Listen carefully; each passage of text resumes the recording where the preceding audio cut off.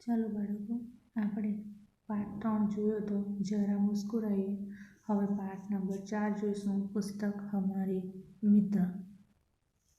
તો એની અંદર પુસ્તકનું મહત્વ દર્શાવ્યું છે એક પત્ર દ્વારા. તો તે આપણે જોઈશું. जीवन में पत्रों का विशेष महत्व है। पत्रों के माध्यम से मानवीय संबंधों में एक ताजगी, नयापन, जीवंतता बनी रहती है। पत्र व्यापक संचार का माध्यम भी होते हैं। पत्र लेखन एक कला है, अतएव पत्र लेखन को कला से छात्र अवगत हो यह आवश्यक है। इसके साथ साथ SMS, ईमेल और फैक्स के जमाने में भी पत्र शैली का विकास करना मुख्य उद्देश्य है। तो पुस्तक हमारे मित्र एમાં પુસ્તક આપણને જ્ઞાન આપે છે. પુસ્તક વાંચવાથી આપણામાં માનસિક વિકાસ થાય છે. પુસ્તકો આપણને જીવનની અંદર આગળ કેવી રીતે વધવાનું તે બતાવે છે. તે આ એક પત્ર દ્વારા આપણને પુસ્તકનું મહત્વ દર્શાવ્યું છે, તે આપણે જોઈશું. તે પહેલાં પુસ્તકો આપણા જીવનમાં શું ભાગ ભજવે છે તે હું જણાવીશ. તો મનુષ્ય એ સામાજિક પ્રાણી છે. તેને મિત્ર વિના ચાલતું નથી. અત્યારે આપણે પણ નવા દોસ્તો બનાવીએ, મિત્ર વર્તુળમાં ફરતા હોઈએ. તો કહે છે કે મનુષ્ય સામાજિક પ્રાણી છે અને મનુષ્યને મિત્ર વિના ચાલતું નથી. પરંતુ હવે મોબાઈલનો જમાનો આવ્યો એટલે આપણે મિત્રોને ભૂલી જઈએ. આપણે મોબાઈલને જ મિત્ર બનાવી દઈએ છીએ. પરંતુ એનો સાચો મિત્ર અને માર્ગદર્શક, મદદગાર પુસ્તક છે. પરંતુ સાચો મિત્ર કોણ? તો પુસ્તક એ આપણો સાચો મિત્ર છે. એ આપણને માર્ગદર્શક, મદદરૂપ બને છે. બીજા મિત્રો અને પુસ્તકોમાં ઘણો તફાવત હોય છે. પુસ્તકો એક સાચા મિત્રની ગરજ સારે છે. પુસ્તકોમાંથી આપણને સારી વિચારશક્તિ અને કલ્પના કેળવવામાં મદદરૂપ થાય છે.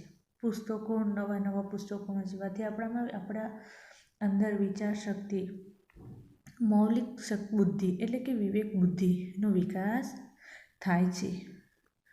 એટલે આપણે હંમેશા પુસ્તકો વાંચતા રહેવું જોઈએ. પુસ્તકો વાંચવાથી આપણા જીવનની અંદર સારા સંસ્કારોનું સિંચન થાય છે અને આદર્શો ઉચ્ચ બનાવે છે. કોણ? તો પુસ્તકો વાંચવાથી સંસ્કારોમાં સિંચન થાય છે. એટલે પુસ્તકોને જ્ઞાનનો ભંડાર કહેવામાં આવ્યો છે. પુસ્તકને જ્ઞાનનો ભંડાર છે. એવો ખજાનો છે કે એને કોઈ ચોરી શકતું નથી. એ અમૂલ્ય ખજાનો છે પુસ્તક, જેને ખુલ્લો મૂકી દેવામાં આવ્યો છે કે એને કોઈ ચોરી શકતું નથી. પુસ્તકને જ્ઞાનનો ભંડાર પણ કહેવામાં આવ્યો છે. એટલે આપણા જીવનમાં પુસ્તકનું ઘણું મહત્વ રહ્યું છે. તો આ પત્ર દ્વારા આપણને અહીં પુસ્તકનું મહત્વ શું છે તે દર્શાવ્યું છે. તો આપણે જોઈશું. પહેલાં આપ્યું છે 195 ઉમિયાનગર સોસાયટી, મુદ્રા, જિલ્લા કચ્છ, દિનાંક 4/8/2011. અહીં પહેલાં એડ્રેસ દર્શાવ્યું છે. હવે લખે છે પોતાના મિત્રને કે પ્રિય મિત્ર, नमस्ते, मैं यहाँ सकुशल हूँ। आशा है वहाँ सभी कुशल होंगे। पिछले कई दिनों से तुम्हें पत्र लिखने को सोच रहा था, परंतु हमारी पाठशाला में वांचे गुजरात अभियान अंतर्गत कई प्रवृत्तियाँ चल रही थी। इनमें मैं सम्मिलित हो गया था। मित्र, तुम भी वांचे गुजरात अभियान में सम्मिलित हुए होंगे। अभियान के संदर्भ में राज्य सरकार ने भी एक सूत्र घोषित किया था, जो पुस्तक के मित्र वो मेरे भी मित्र. એના મિત્રને પત્ર લખે છે તો પહેલાં કહે છે કે નમસ્તે, मैं यहाँ सकुशल हूँ, હું અહીં કુશળ છું। આશા છે કે તમે પણ ત્યાં બધા કુશળ હશો। હું તને કેટલા દિવસથી પત્ર લખવાનું વિચારી રહ્યો હતો, પરંતુ મારી પાઠશાળામાં એટલે કે મારી શાળામાં વાંચે ગુજરાત અભિયાન અંતર્ગત કેટલીક પ્રવૃત્તિઓ થઈ રહી હતી અને તેમાં મેં સંમલિત હો ગયા હતા, એટલે કે સામેલ થઈ ગયેલો, તેમાં હું ભાગ લીધેલો હતો। મિત્ર, મને આશા છે કે તું પણ વાંચે ગુજરાત અભિયાનની અંદર સામેલ થયેલો હશે। અભિયાનની અંદર રાજ્ય સરકાર દ્વારા એક સૂત્ર પણ બહાર પાડવામાં આવ્યું હતું કે જો પુસ્તક કે મિત્ર वो मेरे भी मित्र, જે પુસ્તકના મિત્ર તે हमारा પણ मित्र।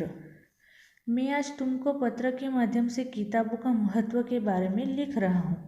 किताबें हम सभी की मित्र है। वे हमें नया ज्ञान देती है एवं भले बुरे का फर्क बताती है। पूज्य गांधी जी ने कहा था कि पुस्तकें मन के लिए साबुन का कार्य करती हैं। मन में जो अज्ञान है, अंधकार है, उसे मिटाकर ज्ञान का संचार करती है।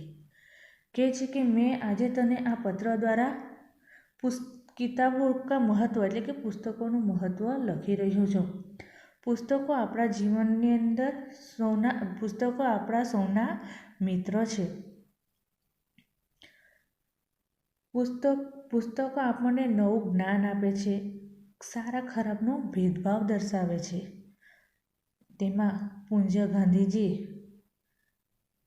ગાંધીજીએ કહ્યું હતું કે પુસ્તક મનને માટે સાબુનું કામ કરે છે।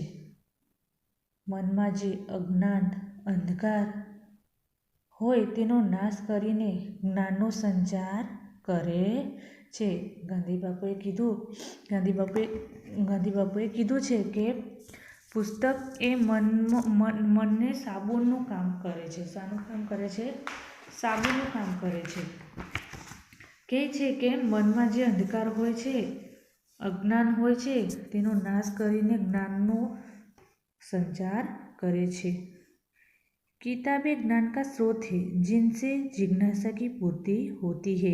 इतना ही नहीं, ज्ञान और विज्ञान को गतिमान रखती है। कहे छे कि पुस्तकों ज्ञाननो स्रोत छे जेनाथी जिज्ञासा पूरी थाय छे।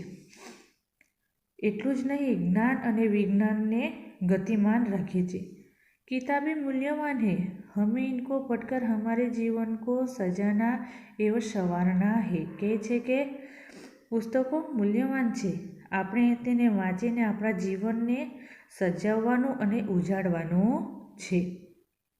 मित्र, मैं ऐसा कहना चाहता हूँ कि मुझे पैसे नहीं, पुस्तकें चाहिए। जन्मदिन के अवसर पर पुष्प का गुलदस्ता नहीं बल्कि किताबों की भेंट देनी चाहिए। कहे छे कि मने मित्र, हूँ एम कहेवा मागुं छुं कि मने पैसा नथी जोईता, परंतु मने शुं जोईए छे? पुस्तके एटले के पुस्तकों जोईए छे। मारा जन्मदिन पर आपणे जन्मदिवस पर આપણે આપણા મિત્રને જન્મદિવસ હોય તો આપણે ફૂલ આપીએ કે ગિફ્ટ આપીએ, પરંતુ એ ગિફ્ટ આપો એ ગિફ્ટની અંદર શું હોવું જોઈએ કે પુસ્તક હોવી જોઈએ। પુસ્તકે हमारी मित्र है और रहेंगी। કહે છે કે પુસ્તકો આપણા મિત્ર છે અને હંમેશા માટે આપણા મિત્ર રહેશે। इनको पढ़कर ज्ञान अर्जन करने की जिम्मेदारी हम सबकी है। કહે છે કે પુસ્તકો આપણા મિત્ર છે અને રહેશે, પરંતુ પુસ્તકો વાંચીને જ્ઞાન મેળવવાની જવાબદારી આપણા સૌની છે। કહે છે કે પુસ્તકો વાંચીને એની અંદર ज्ञान मेळववानी जवाबदारी कोनी छे? तो आपणी छे। मैंने हर रोज अच्छी किताब का एक पन्ना पढ़ना शुरू कर दिया है। कहे छे कि मैं दररोज सारा पुस्तकनुं एक पानुं वांचवानुं शुरू करी दीधुं छे। मेरी आशा है कि तुम भी ऐसा ही करोगे। कहे छे कि मने हूँ पण एवी आशा राखीश कि तू पण हवे सारा पुस्तको वांचशे, જેવી રીતના હું સારા પુસ્તકો વાંચું છું એવી રીતના તું પણ સારા પુસ્તકો વાંચશે એવી હું આશા રાખું છું.